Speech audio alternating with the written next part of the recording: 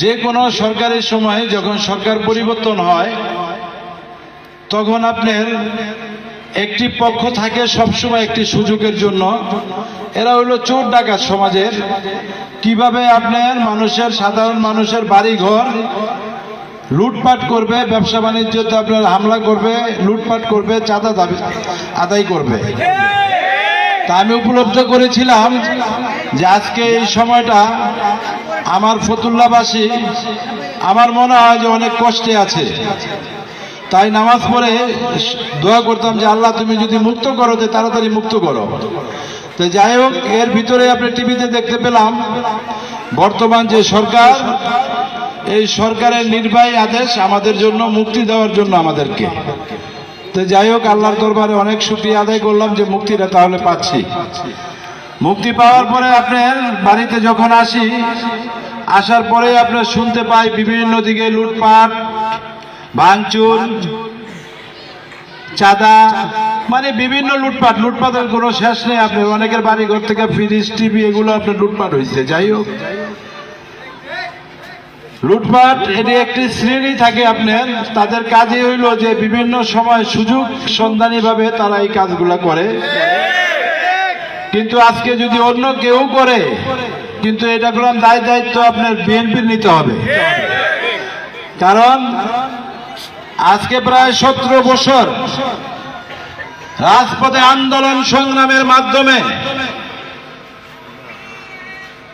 দীর্ঘ টাইম আন্দোলন করে হাজার হাজার নেতাকর্মী খুন গুমের মাধ্যমে গত 5 তারিখে আপনার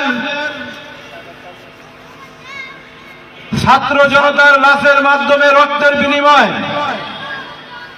এদেশ পুনরায় আবার স্বাধীন হয়েছে। এই স্বাধীনতা ধরে রাখার দায়িত্ব আমাদের সবার।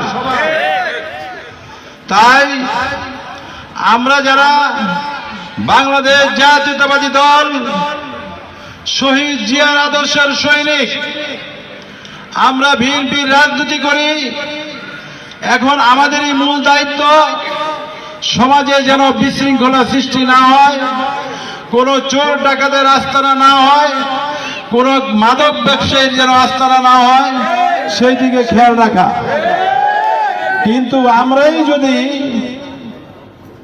বিএনপির নাম ভাঙিয়ে আবার সেই আওয়ামী লীগের যারা আপনার এখানে সন্ত্রাসী করে বেরিয়েছিল, হত্যা করেছিল, গুম করেছিল, মাদকের ব্যবসা করেছিল, তাদেরকে যদি পিছন থেকে আমরাই পরিচালিত করি তাহলে অত্যন্ত দুঃখজনক ব্যাপার।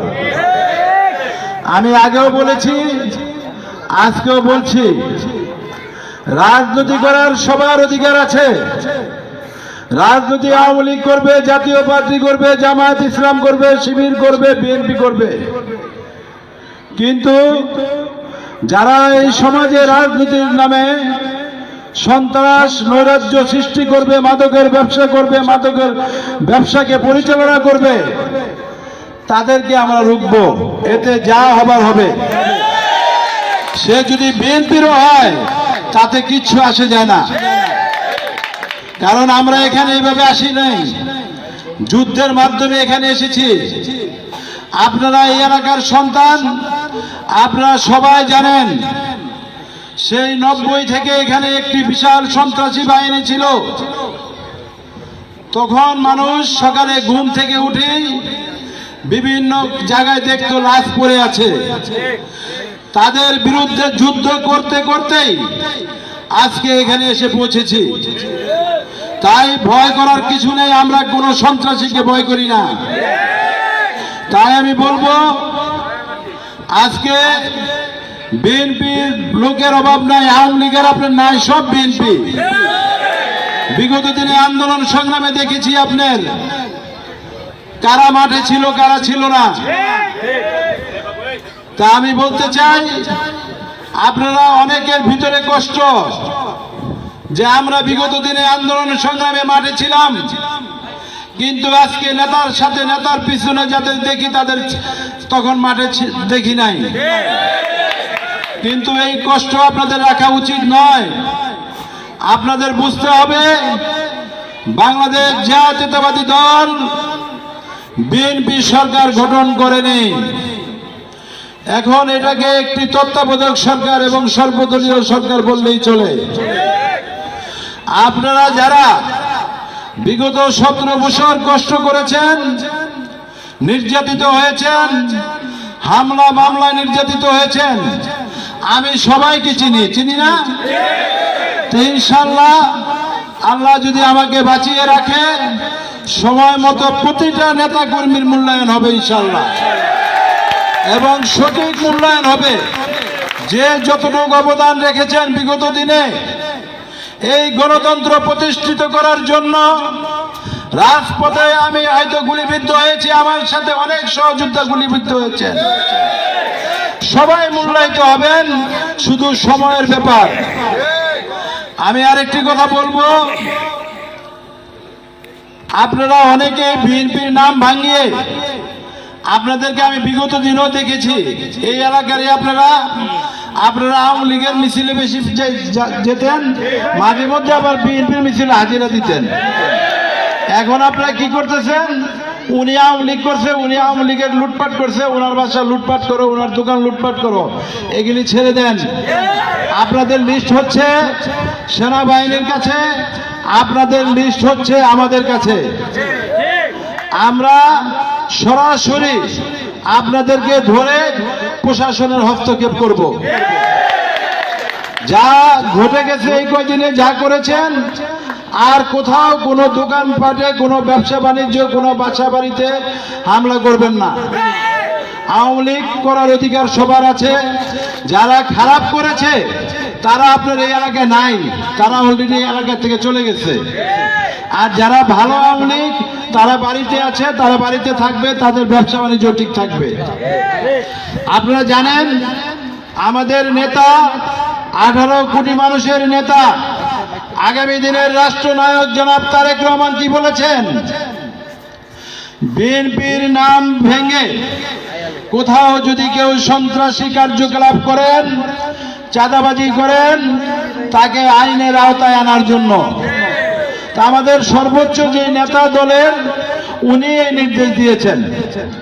তাই এখন আপনারা অনেকে কি করছেন, আপনারা নিজেদের দল ভারী করার জন্য আপনার আওয়ামী লীগের সন্ত্রাসীদেরকে আপনার এনে বিএনপি বানাচ্ছেন। তো দয়া করে এগুলা করেন না।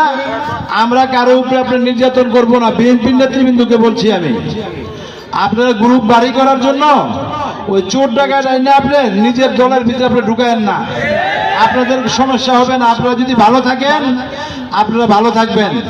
আর যদি কাউকে শেল্টার দিয়ে মাদকের ব্যবসা করাইতে চান, খারাপ কোনো কাজে লিপ্ত করাইতে চান, তাহলে আপনাদের পিঠের চামড়াও থাকবে না। তো যাই হোক, কিছুক্ষণ পরে আজান হবে, আমি আমার বক্তব্য দীর্ঘায়িত করব না। আবারও একটি কথা আপনাদের বলবো, এরকমও কিছু ঘটনা ইদানিং ঘটছে, আমার কাছে ফোন আসে। যেমন এখন আপনার যে বিএনপি গভর্নমেন্ট, দেখবেন যে আমরা আপনার একাও যদি বাড়ির থেকে বেরোই, তারপর আমরা পিছিয়ে পিছিয়ে অনেক মানুষ হয়, তাই না? তো এই জন্য আপনার মানুষের তো এটা অভ্যাস। এখন অনেকে এরকমও কাজ করছেন যে মুখে আওয়ামী লীগ তো নাই, আপনার যারা খারাপ করছে তারা পালায় গেছে। যেই দল ক্ষমতায় থাকে এই দলের কাছে আপনার মানুষ একটু ঝুঁকে বেশি। যে কিছু মানুষ দেখা গেছে আওয়ামী লীগের নেতৃবৃন্দের সাথে চলছে, এখন তারা চলছে কেন সেটাও অপরাধ, আমাদেরকে টাকা দিতে হবে। তো দয়া করে হাত জোর করে আপনাদের কাছে অনুরোধ করব, এটা বিশেষ করে আপনার হাইব্রিড বিএনপি যাকে বলে তারা এই কাজগুলো করছেন, দয়া করে এই কাজগুলো করেন না। আমার বিশ্বাস শহীদ প্রেসিডেন্ট জিয়াউর রহমানের আদর্শের সৈনিকরা কখনো চাঁদাবাজি, লুটতরাজ, লুটপাট করতে পারে না।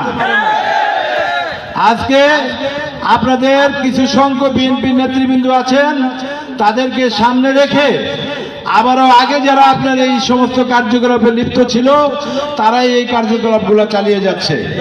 তা আমি হুঁশিয়ার করে দিলাম, দয়া করে আর এই কাজগুলো করেন না।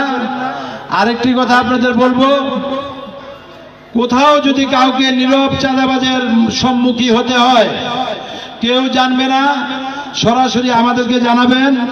এবং আপনারা জানেন ইতিমধ্যে আমাদের ফতুল্লা থানায় আপনার সেনাবাহিনী নিয়োজিত হয়েছে, নারায়ণগঞ্জ জেলা পর্যায়ে সেনাবাহিনী নিয়োজিত হয়েছে।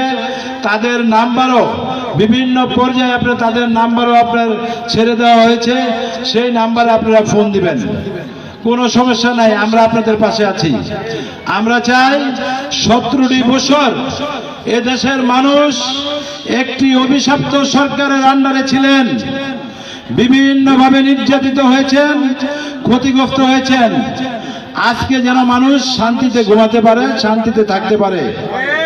আপনাদের মনে রাখতে হবে, যারা রাজনীতি করে, এটা বললাম তার প্রধান কাজ হলো রাজনীতি করা মানে মানুষের সেবা করা।